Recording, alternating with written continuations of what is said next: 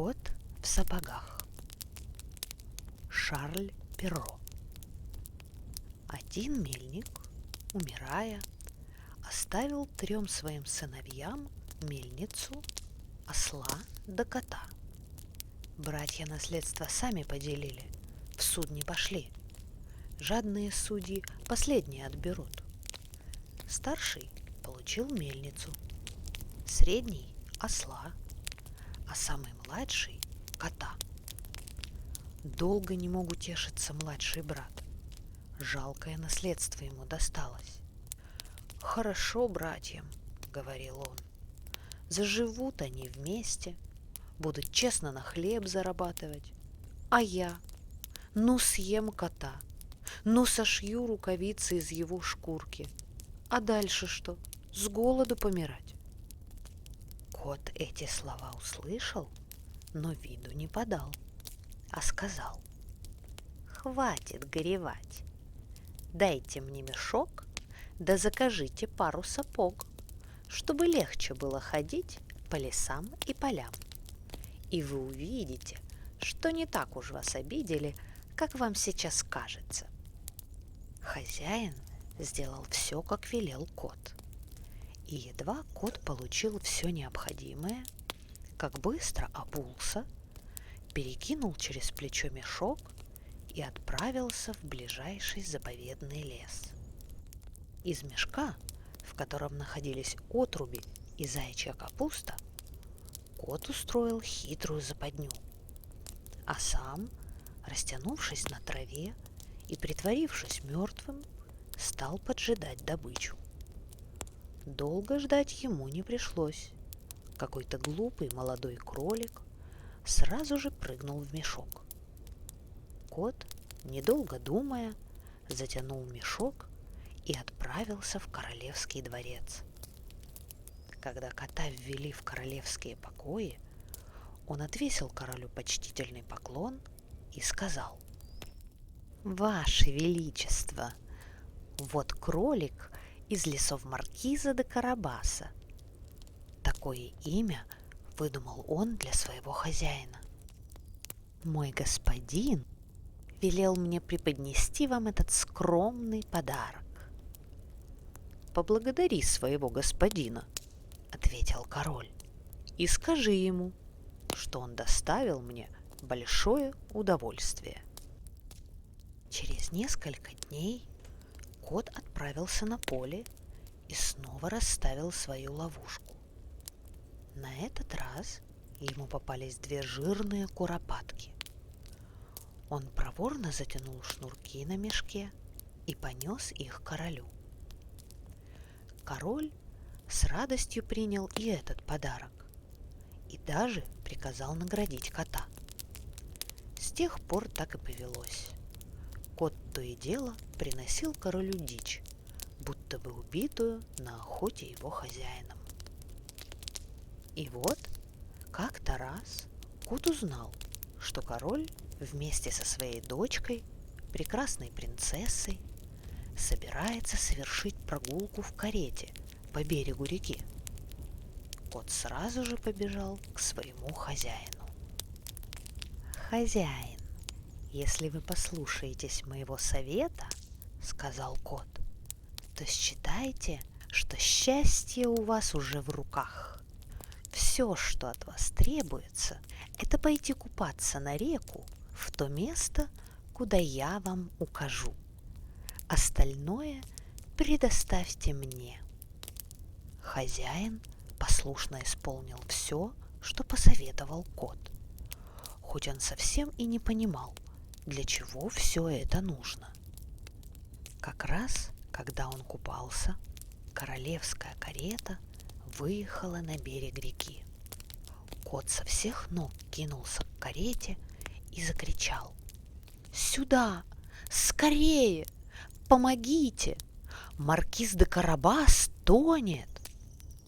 Король, услышав эти крики, приоткрыл дверцу кареты. Он сразу же узнал кота, который так часто приносил ему подарки, и сейчас же послал своих слуг выручать маркиза де Карабаса. В то время, как бедного маркиза вытаскивали из реки, кот рассказал королю, что во время купания у его господина воры украли всю одежду. На самом же деле хитрец припрятал бедное платье хозяина под большим камнем. Король немедленно приказал принести для маркиза де Карабаса один из лучших нарядов королевского гардероба. Все вышло как нельзя лучше. Король отнесся к сыну мельника очень ласково и даже пригласил сесть в карету и принять участие в прогулке. Да и королевской дочери юноша приглянулся. Уж очень королевское платье было ему к лицу. Кот, радуясь, что все идет, как он задумал, весело побежал перед каретой. По дороге он увидел крестьян, косивших на лугу траву. Кому принадлежит этот луг? Страшному людоеду, который живет в замке, ответили косари. Сейчас сюда приедет король, крикнул кот. И если вы не скажете, что этот луг принадлежит маркизу де Карабасу, вас всех изрубят на мелкие кусочки. Тут как раз подъехала королевская карета, и король, выглянув из окна, спросил, кому принадлежит этот луг. «Маркизу де Карабасу!» — ответили в один голос косари, испуганные угрозами кота.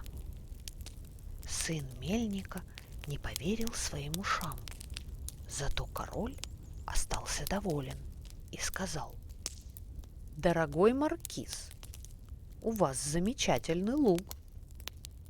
А между тем кот бежал все дальше и дальше, пока не увидел жнецов, работающих в поле. «Кому принадлежит это поле?» — спросил их кот. «Страшному людоеду», — ответили они. «Сейчас сюда приедет король», — опять крикнул кот. «И если вы не скажете, что это поле принадлежит маркизу де Карабасу, вас изрубят на мелкие кусочки». Через минуту к жнецам подъехал король и спросил, чьи это поля они жнут. «Поля маркиза де Карабаса», — был ответ. Король от удовольствия захлопал в ладоши и сказал: «Дорогой маркиз, у вас замечательные поля». А кот все бежал и бежал впереди кареты, и всем, кто попадался навстречу, велел говорить одно и то же. Это дом маркиза де Карабаса, это мельница маркиза де Карабаса, это сад маркиза де Карабаса. И вот, наконец, кот прибежал к воротам прекрасного замка, где жил очень богатый и страшный людоед, тот самый, которому принадлежали все земли, по которым проехала королевская карета. Кот заранее разузнал все об этом великане. Его сила была в том, что он мог превращаться в различных зверей: слона, льва, мышь. Кот подошел к замку и попросил допустить его к хозяину. Людоед принял кота со всей учтивостью, на какую был только способен, ведь он никогда не видел, чтобы кот разгуливал в сапогах, да еще и говорил человеческим голосом. «Мне говорили, — промурлыкал кот, — что вы умеете превращаться в любого зверя, ну, скажем, в льва или слона». «Могу», — засмеялся людоед. «И чтобы доказать тебе это, сейчас же обернусь львом. Смотри же!» Кот так испугался, увидев перед собой льва, что в мгновение ока взобрался на крышу прямо по водосточной трубе. Это было не только трудно, но даже и опасно, потому что в сапогах не так-то просто ходить по гладкой черепице. Лишь когда великан вновь принял свое прежнее обличие, кот спустился с крыши и признался людоеду, что едва не умер от страха. «А еще меня уверяли, — сказал кот, — но этому я уж никак не поверю, что будто бы вы можете превратиться даже в самых маленьких животных, например, обернуться крысой или мышкой. Должен признаться, что считаю это совершенно невозможным». Ах, вот как! Считаешь невозможным? Заревел великан. Так смотри же! В то же мгновение великан превратился в очень маленькую мышку. Мышка проворно побежала по полу, и тут кот, на то ведь он и кот, кинулся на мышку, поймал ее и съел. Так и не стало страшного людоеда. Тем временем король проезжал мимо прекрасного замка и пожелал посетить его. Кот услышал, как на подъездном мосту стучат колеса кареты, и выбежал навстречу королю. «Милости просим пожаловать в замок маркиза де Карабаса, ваше величество», — сказал кот. «Неужели и этот замок тоже ваш, господин маркиз?» — воскликнул король. «Трудно представить себе что-нибудь более красивое. Это настоящий дворец, а внутри он, наверное, еще лучше. И если вы не возражаете, мы сейчас же пойдем и осмотрим его». Король пошел впереди, а маркиз подал руку прекрасной принцессе. Все втроем они вошли в великолепную залу, где был уже приготовлен отменный ужин. В тот день людоед ждал в гости приятелей, но они не посмели явиться, узнав, что в замке король. Король был так очарован достоинствами и богатством маркиза де Карабаса, что, осушив несколько кубков, сказал: «Вот что, господин маркиз, только от вас зависит, женитесь вы на моей дочери или нет». Маркиз обрадовался этим словам еще больше, чем неожиданному богатству.